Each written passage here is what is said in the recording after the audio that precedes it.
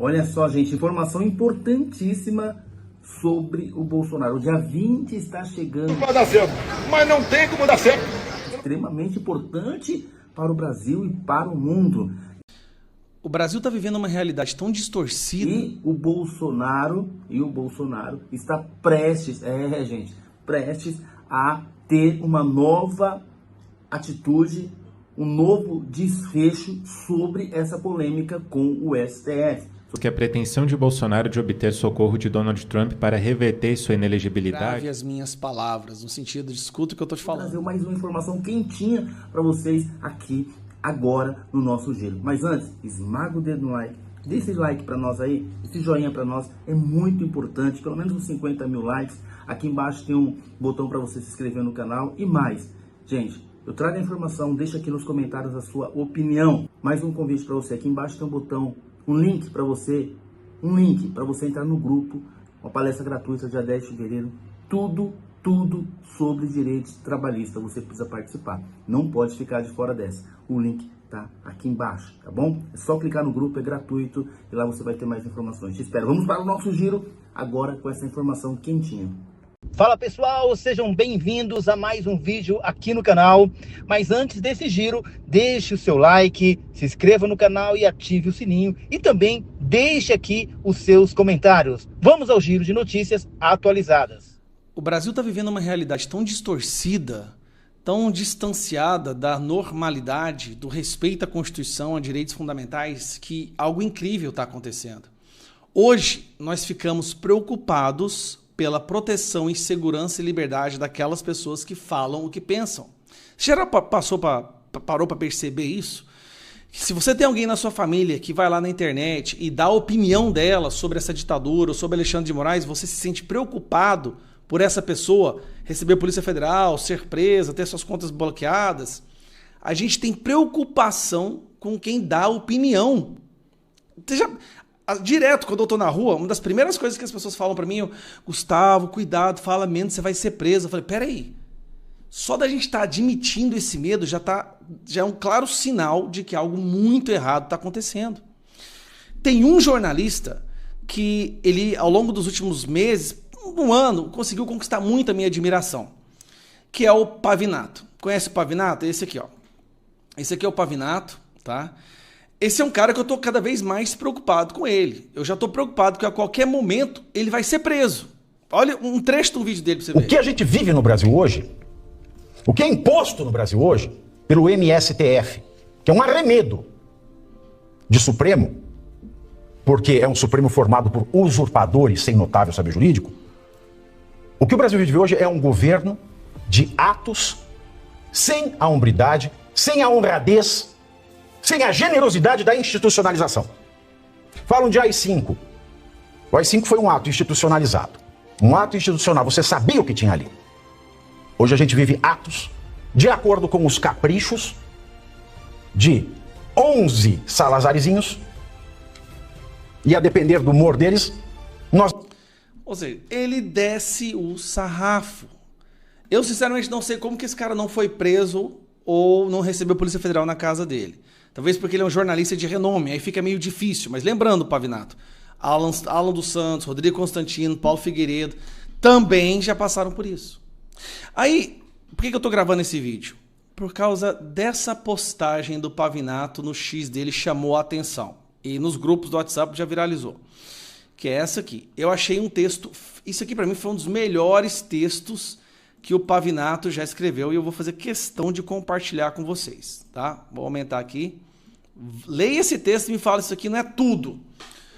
Moraes manda prefeito isso. Moraes manda o governador aquilo. Moraes prende o governador. Moraes nega a viagem, é inocente. Tem a última que ele não colocou, que é Moraes manda derrubar muro do prefeito, né?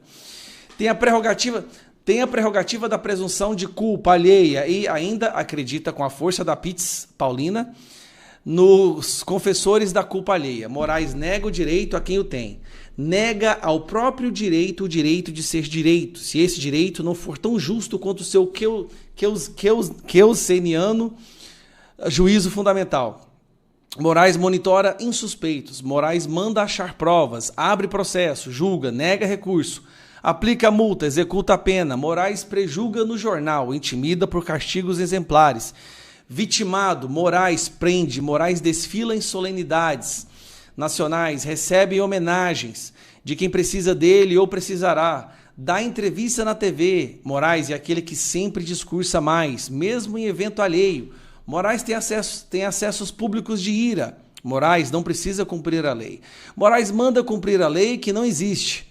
Moraes e sua família estão cada vez mais ricos. Moraes desafia os bilionários. Moraes desconfia do chefe de Estado e o governo da maior democracia do mundo, se referindo ao Trump. Moraes define o que é arte e o que não é arte, o que é mentira e o que é verdade, o que é científico ou não, o que não se pode debater em público. Moraes julga a Constituição e não conforme a lei maior. Moraes apequenou seus 10 colegas, interrompe-os, repreende-os em público. Tenha dó, usurpa-se o nome supremo e encoleira o CNJ. Moraes não se deixa investigar porque nunca erra, porque sabe o que é melhor para todos e sempre.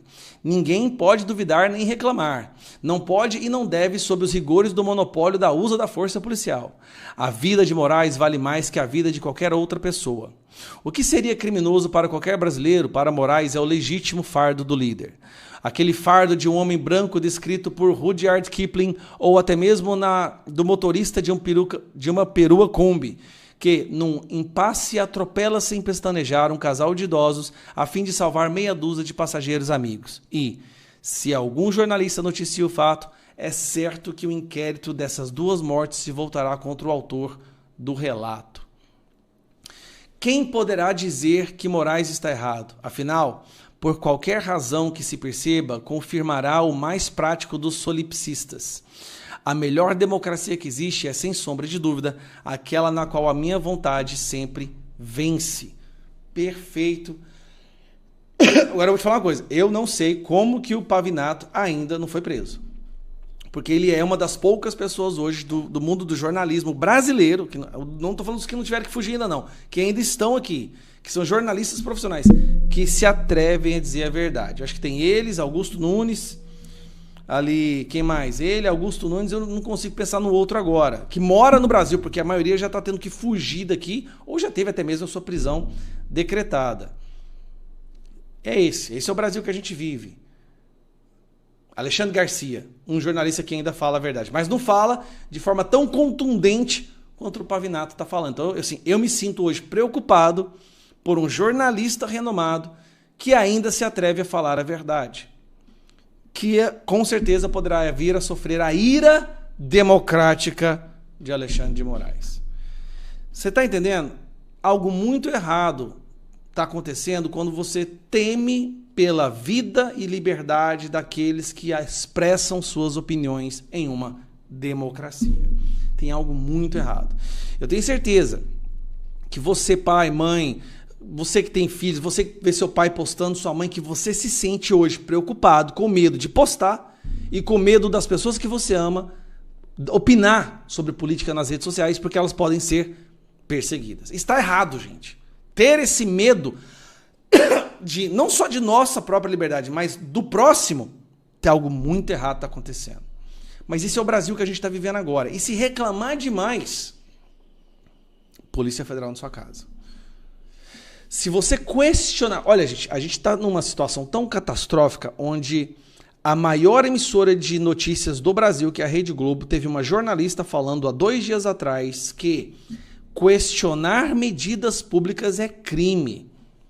Parece brincadeira o que eu estou falando, mas a Cantanhede disse abertamente: questionar medidas públicas é crime. Sabe o que isso me lembra? Isso me lembra isso aqui, ó. Aqui, ó. Questionar... Você sabe quem é essa pessoa? Questionar medidas públicas é crime, né? Ditador da China.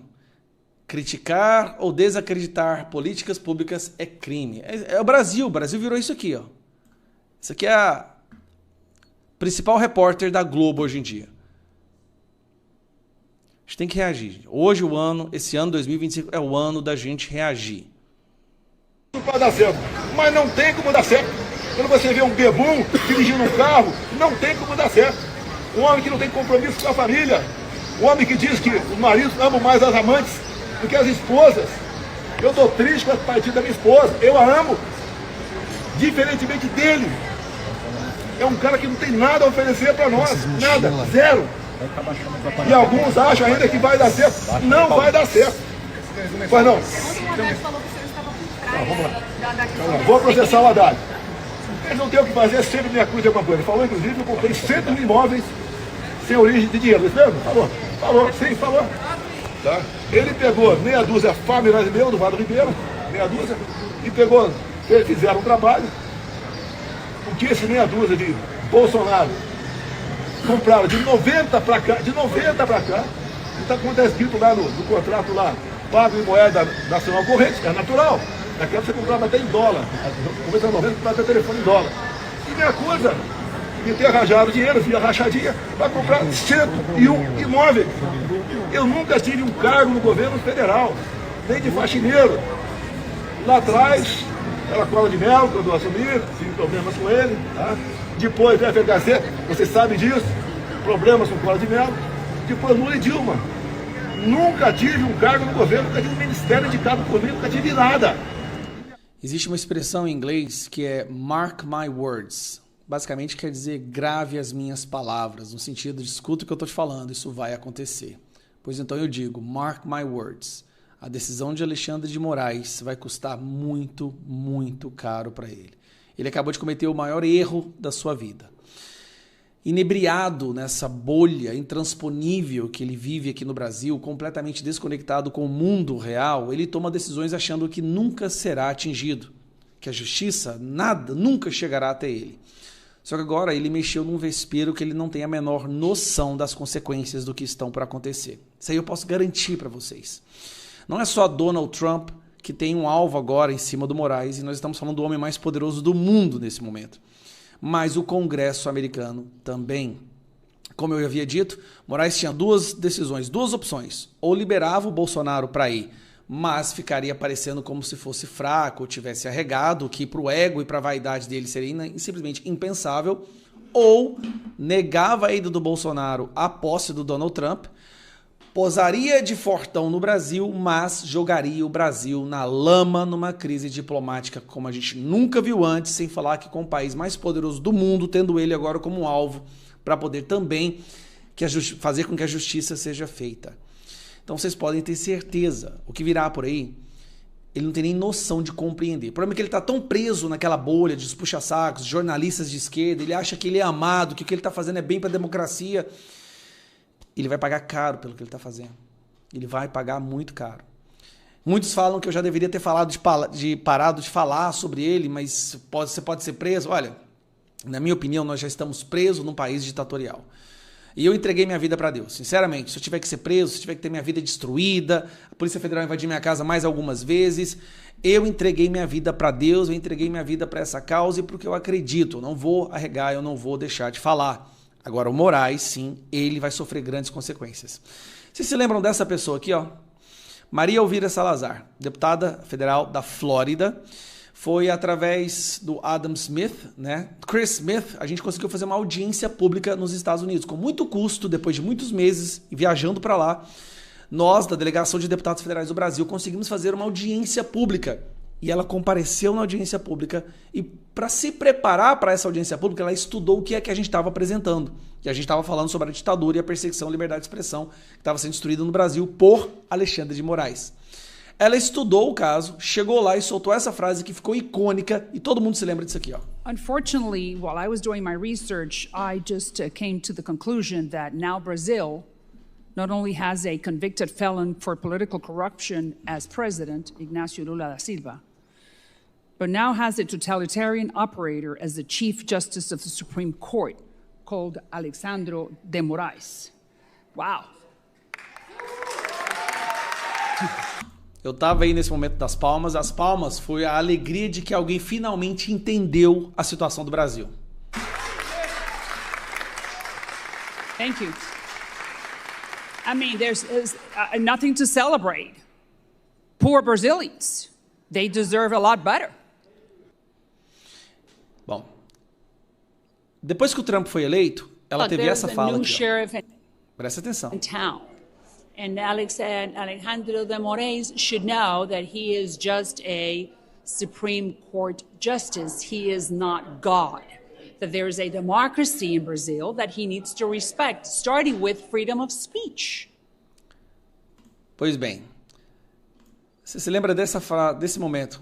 Aqui ela chama o Alexandre de Moraes de operador da ditadura no Brasil. Nesse momento aqui, ela chama Alexandre de Moraes de operador da ditadura do Brasil. Pois eu tenho uma notícia para vocês. Tá preparado? Opositora a Moraes chefiará Comitê Internacional na Câmara dos Estados Unidos. Moraes foi alvo de Maria Elvira Salazar, deputada que presidirá o Subcomitê de Assuntos Ocidentais na Câmara dos Estados Unidos durante o governo Trump. Então ela vai ser chefe de um comitê que faz parte do Comitê Internacional da Câmara e Assuntos Ocidentais. Nós estamos no Ocidente. Através dela, várias políticas de sanções poderão ser aprovadas. Através dela, várias mudanças nas relações diplomáticas de Brasil e Estados Unidos poderão ser aprovadas. Através dela, novas audiências públicas para ouvir o povo brasileiro do que está acontecendo no Brasil poderão acontecer. Através dela, o Brasil passa agora a ter um contato direto. Nós temos um contato direto com grandes nomes do parlamento americano para que eles possam entender o que está acontecendo no Brasil. E ela é muito próxima do Donald Trump. O cerco está fechando. É assim, uma coisa que a gente percebeu há um ano atrás é que a situação aqui no Brasil está tão alarmante, está tão absurda, tão surreal, que ela não ia durar por muito tempo. E eu garanto para vocês, não vai durar por muito tempo. Pode me prender, pode destruir minha vida, eu não tenho apego a nada na minha vida hoje, eu entreguei minha vida para isso aqui. Mas nós vamos viver em um país livre, sim. E essa dinastia do Alexandre de Moraes um dia vai fazer parte do nosso passado. Nós vamos olhar para isso, aprender, criar dispositivos para que nunca aconteça novamente. Um abraço. Agora tem informação na voz de João Victor Teófilo. Fala, João. Pitori, tem um texto do portal UOL que diz que a pretensão de Bolsonaro de obter socorro de Donald Trump para reverter sua inelegibilidade e retirá-lo da rota de uma condenação criminal inspirou comentário ácido de um ministro do Supremo Tribunal Federal. Qual o nome do ministro? Também gostaria de saber, Pitori. Ah, não tem na matéria? Não tem na matéria. É aquele famoso quem? Minha fonte aqui. Entendi. Abre aspas. A hipótese de interferência do presidente dos Estados Unidos em decisões de cortes superiores do Brasil não pode ser vista senão como uma piada. No momento, o ex-presidente Bolsonaro precisa de uma boa defesa técnica. Isso não é algo que ele possa obter na Casa Branca. Fecha aspas. Impedido por Alexandre de Moraes de comparecer à posse de Trump, na segunda-feira, Bolsonaro será representado por Michele Bolsonaro. O ministro do Supremo, que nós não sabemos quem é, evitou fazer prognósticos sobre a revisão das decisões do Tribunal Superior Eleitoral que resultaram no seu banimento das urnas até 2030. Limitou-se a dizer que, abre aspas, eventual reversão seria submetida a um veredito final da Suprema Corte. Fecha aspas. Esquivou-se também de prever o futuro criminal do capitão, abre aspas. O doutor Paulo Gonet, procurador-geral da República, ainda nem decidiu se irá ou não oferecer denúncia no caso da tentativa de golpe de Estado. Fecha aspas. Irônico, o magistrado declarou que, abre aspas, o apelo à suposta influência de Donald Trump não combina com o propalado patriotismo do indiciado, pois supõe que o Brasil seria uma república capenga, cujo judiciário estaria sujeito a interferências imperiais do presidente de uma nação estrangeira. Fecha aspas. De resto, disse o ministro, abre aspas, a manifestação de Jair Bolsonaro desrespeita a competente equipe de advogados que o assessora. É nos seus defensores que o investigado precisa confiar, não em Trump. Fecha aspas. É que a gente não confia na justiça no Brasil. Terminou, João? Sim. É que a gente não confia nessa justiça capenga, no Brasil capenga, que vocês transformaram, né? Nessa situação capenga que a gente vive hoje. Olha que triste, Olavo, Walter e audiência da Oliveira de Brasil. Você consegue, né, através de um texto, através de uma fala, você consegue desvendar de quem se trata, né? Esse texto tem um quê de Gilmar Mendes. Esse texto tem um quê de Barroso, sabe assim? Para mim tem uma cara de Gilmar, tá? Até mesmo porque fala mais do que o Homem da Cobra, né? Adora falar, deve ter falado alguma coisa para o Josias, depois deve ter, entre aspas, se arrependido e falado só guarda a fonte. E aí não pôde dizer o Josias de quem se trata. Mas olha que triste, quando a gente fala de ironia, que contém ironia no texto, Né? Por exemplo, não, o Bolsonaro tem que confiar na sua defesa técnica. Espera um pouquinho, é claro que ele confia. O doutor Paulo Cunha Bueno é um brilhante jurista, é um exímio advogado. Num Brasil que está sem Constituição, um Brasil que ninguém respeita absolutamente nada. Não adianta ser um bom jurista, ser um bom advogado, não adianta ser bom. Porque quem vai determinar é a cabeça de vocês. Então não adianta ser bom aqui no Brasil. Não adianta ter uma boa defesa técnica se vocês tiram da gaveta qualquer outra Constituição que foi promulgada e eu não vi enquanto eu dormia, provavelmente. Vai defender quem do quê? Se, na verdade, é o que vocês querem que vai acontecer. Independentemente de técnica, de texto, de lei. Agora, contém ironia. Eu fiquei pensando, pô, será que eu perdi o mané numa mola? Perdi a mané numa mola? Será que é ele? Né? Você vê, você escolhe o que você quer. Porque ironia não falta para essa turma. Só que o cara fala, se arrepende e depois pede para tirar o nome do texto. É isso que está acontecendo no Brasil hoje. Então os caras, veja, uma publicação como essa, no dia da posse, mostra que quem tem medo também. Porque sim, poderá vir. Só lembrar esse ministro, né? Provavelmente seja ele, né? Lembrar esse ministro do seguinte: se o Lourão, se Trump quiser falar assim, ó, turma, acho que é melhor a gente parar de vender diesel para o Brasil, hein? 3 dias sem vender diesel para o Brasil, porque tá muito ruim lá a história lá, tá. Vamos lá, tá? Gente, vamos taxar agora não sei que produto vindo assim. Desmonta o país. E aí eu quero ver quem é que vai aguentar. Pode estar encastelado, pode estar aí sob a proteção de uma redoma, de uma bolha, pode estar onde você quiser.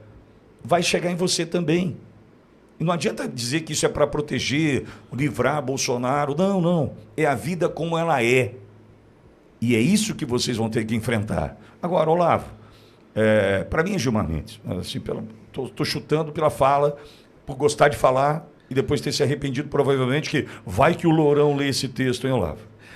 Vamos usar esse anonimato para fazer uma crítica mais dura, né? Não sabemos quem é, então podemos criticar de uma maneira mais dura. O jeito tem, né? Daquele que fala com a repórter lá na hora, né? Pelo celular, né? Depois a repórter tem problema, o cara sai na defesa. Quem será, né? Quem será? Mas, enfim, influência capenga imperial. Mas se a justiça brasileira, e parece que talvez esse ministro, que nós não sabemos quem é, que é uma incógnita, recebe influência capenga do governo federal. É triste ver a justiça polarizada por aspectos políticos, a justiça enviesada na política. É triste ver ministros manifestando suas preferências ou seus julgamentos antecipadamente. Agora, Pittoli usou uma expressão que chamou muita atenção, a bolha, né? Talvez o tão importante STF como Corte Suprema, como Corte Máxima, como palavra final da Justiça, importantíssima, mas esteja se perdendo numa bolha, esteja se perdendo em juízes ensimesmados, achando que não há influência mundial, que eles estão tão empoderados, são tão donos de si, que estão alheios à influência mundial.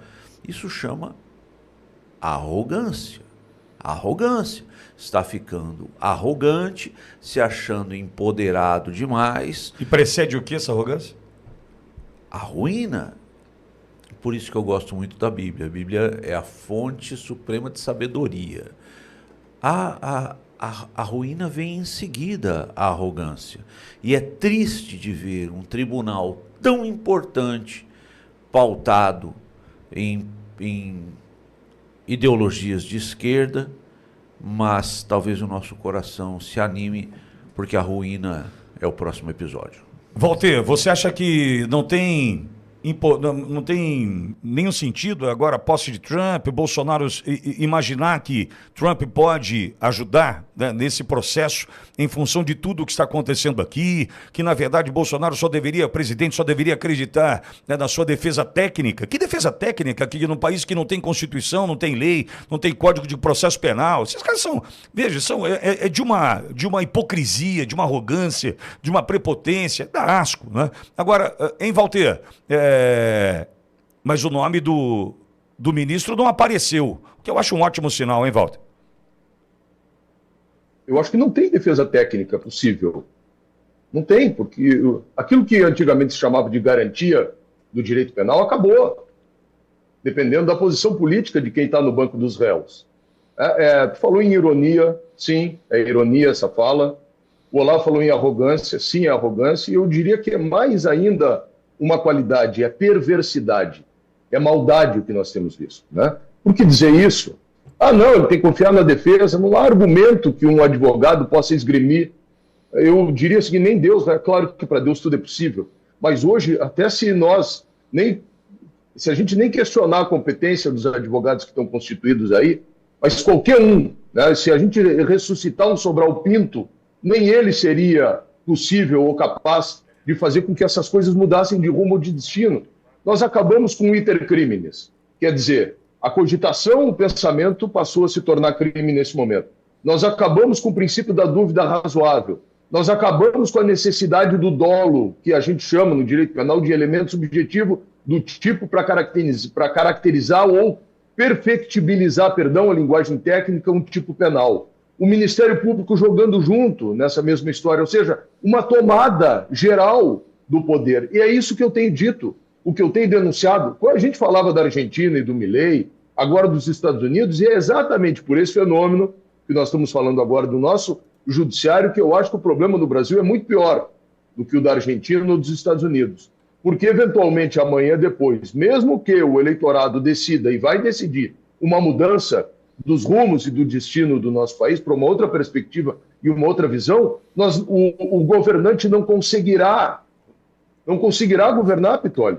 E aí nós vamos chegar num impasse, né? Porque toda vez que alguém tentar, um presidente, vamos imaginar um cenário aí futuro, o presidente Bolsonaro consegue ser reabilitado, aí ele começa a governar, e ele tenta uma medida como desses decretos, e aí na semana seguinte o Randolfo Rodrigues entra no STF, aí o STF concede uma liminar, susta uma medida do presidente que teve 60 milhões de votos, e portanto tem autorização do povo para fazer. E aí o presidente tem que enfrentar o STF. O que o STF faz? Diz que isso é uma postura antidemocrática e desrespeitosa com as instituições. Então acabou. As pessoas não conseguem, mesmo eleitas, não conseguem mais governar. Nós chegamos nesse impasse no nosso país. Por isso que eu vejo que no Brasil, infelizmente, será muito difícil, muito mais difícil a gente superar isso que nós estamos vivendo. E vejam, não é só no STF. Eu compreendo a dor do presidente Bolsonaro. Eu agora, esse ano, não pude concorrer. Eu tive, entre outras ajudas aqui, um dos líderes do movimento Prerrogativas, que é meu amigo, o Dr. Lênin Streck, faço questão de citar o nome dele. Por quê? Porque eu disse que a autodenominada bancada negra era bancada negra, que isso era fruto de identitarismo, que eles não tinham tradição política e alguns tinham pouca qualificação. Transformaram isso num crime de racismo, absurdamente, algo que não faz parte da minha história, porque para nós inventam crimes. Sem isso que eu estou falando, sem o elemento subjetivo. Aí a gente vai lá com os melhores advogados, doutor Daniel Bialski, aí de São Paulo, doutor Amadeu Weimar, aqui no Rio Grande do Sul, enfim, esgrima as melhores defesas. Não é possível. Semana passada, o ministro Rogério Schetti, aí do STJ, não conhece o meu recurso especial admitido aqui, diretamente no Tribunal de Justiça do Rio Grande do Sul, com um recurso extraordinário, também dizendo e admitido de forma direta que a minha imunidade parlamentar como vereador, porque eu estava refletindo a respeito do resultado eleitoral das eleições de 4 anos atrás, tinha sido violada. O ministro Schetti, que tinha sido nomeado lá no governo, e que da presidente Dilma, e que todo mundo tinha